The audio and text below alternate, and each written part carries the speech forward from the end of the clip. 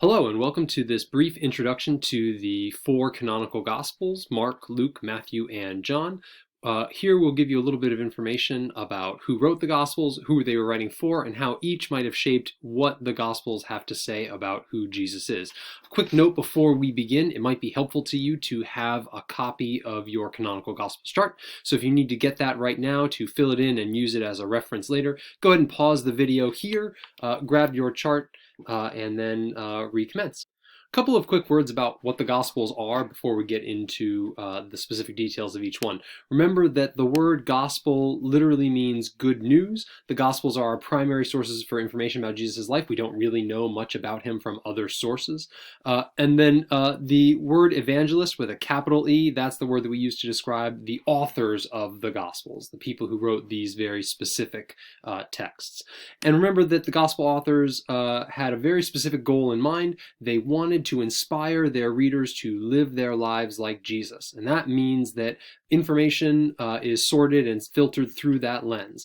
They're less interested in descriptions of Jesus and more interested in information about what he did, what he said, stuff that might inspire other people to try to live their life just like Jesus did. So without any further ado, let's go ahead and we'll start taking a look at each gospel in turn. We'll start with the Gospel of Mark. There's a lot of questions about the authorship of Mark's gospel. The tradition is that there's this man named John Mark who's mentioned a couple of times in the book of Acts. He's mentioned as an associate both of Peter and Paul. Whether that's the case, whether this John Mark who's mentioned in Acts actually wrote the gospel, we're not really sure. But at the very least, it would make some sense that the author maybe had some access to Peter and Paul and had them as a shaping influence in his work. Mark is written around 70 CE. We know that it has to be written after 70 CE because Mark seems to be aware of the destruction of the Jerusalem temple, which happens at that time.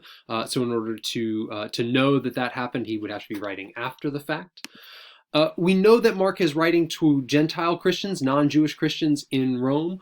We know that they are Gentiles because Mark has a habit of translating Aramaic words for his audience. So if they were Jewish, they would know what those words meant and he wouldn't have to do the translation. We presume that they are in Rome, both because that's a city that has some connection to Peter and Paul, but also because Mark will use some very, very specific Latin and Roman vocabulary without translating it or without explaining it. So his audience must have known what those words might have meant. In Mark's gospel, he spends an awful lot of time talking about Jesus' suffering. A quarter of the gospel is the passion narrative, so the last week of Jesus' life. And that would make sense for his audience. If you are Christians living in Rome around 70 CE, you are undergoing persecution. And so Mark's gospel seems to be emphasizing Jesus' suffering as a way to show how Jesus is very similar to his audience. Just as Jesus suffered at the hands of the Roman authorities, so too you suffer at the hands of the Roman authorities. You have a lot in common with our Savior. Mark's gospel is also represented in traditional iconography by the lion. Moving on to Luke's gospel, we know about Luke's author is that Luke was a very well-educated Gentile. There's a tradition that he was a doctor because he spends a lot of time talking about Jesus' miracles and gets into the nitty-gritty of how those operated. You can take that or leave that. The way that we know he is well educated is because of his use of language. His grammar, his syntax, his vocabulary, his sentence construction, all of that is much more sophisticated than any of the other gospel authors.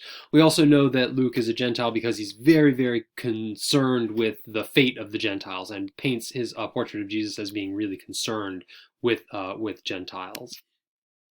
You can date Luke sometime after Mark. We'll use the date of 85 CE, but there's a wide range of dates.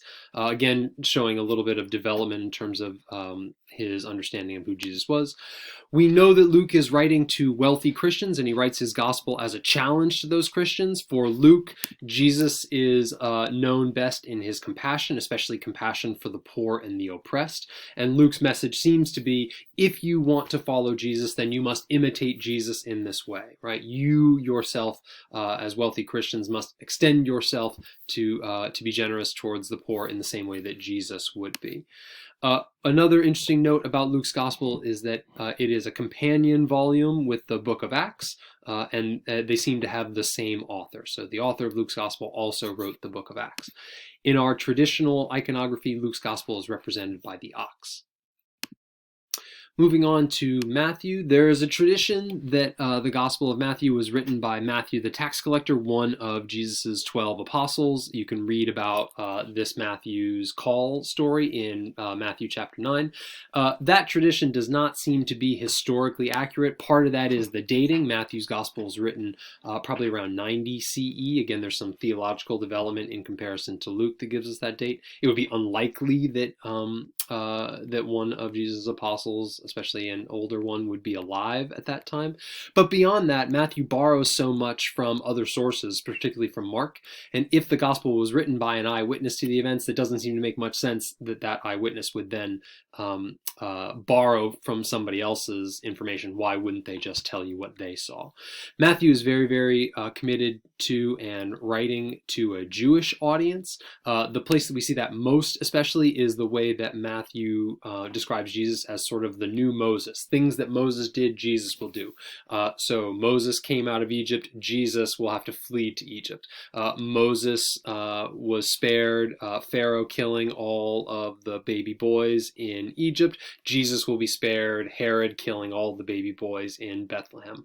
Moses goes up on top of a mountain and receives the Ten Commandments. Jesus goes up on top of a mountain and delivers his Beatitudes. So the parallels between Jesus and Moses are really clear. And again, that makes some sense. If you're writing to a Jewish community, you want them to like Jesus, so you pick a Jewish hero to make Jesus familiar to them, right? To look similar to.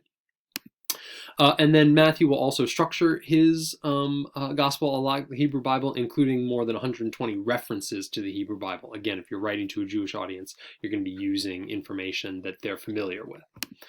In classical iconography, Matthew's gospel is represented by the angel. Which brings us, of course, to the Gospel of John, a very different gospel. In the Gospel of John, it seems as though the author is named as this beloved disciple. So the disciple that Jesus loved in the text is referred to often. And what we think that suggests is that maybe this gospel was written exactly by that beloved disciple, but perhaps by a community of students around that beloved disciple, right? His followers who used the information that he had given them and built out this gospel and built out this story, perhaps with his cooperation, but or at least finishing the work that he had started.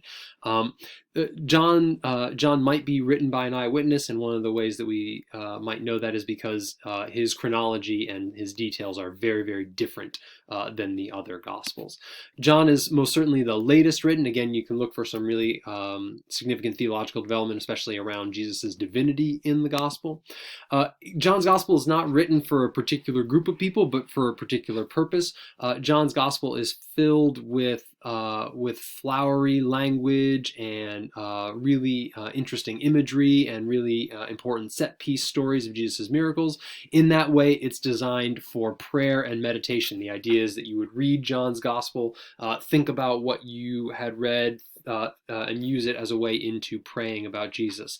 In the Catholic Church anyway, we tend to use John's Gospel at major feast celebrations for that reason. John's Gospel portrays Jesus' divinity most especially more than the other Gospels. In John's Gospel, you get the impression that Jesus is some sort of like super intelligent cyborg from the future who hovers above the ground. He knows all, he sees all. It's really hard to surprise him. And then John will use these 7 sign stories, these 7 set-piece miracle stories, as a demonstration of Jesus' divinity, as well as an invitation for you as the audience, as the reader, to come to know Jesus and love Jesus more. In our classical iconography, John's Gospel is represented by the eagle. So there you have it. That's a brief overview of the 4 canonical Gospels: Mark, Luke, Matthew, and John. If you missed any of the details because I was talking way too fast, just go ahead, rewind the tape, and you can check it out all over again. Again, use this in companion with your Canonical Gospels worksheet as a way to understand the distinctions between these 4 Gospels, especially the different ways that they understand who Jesus was.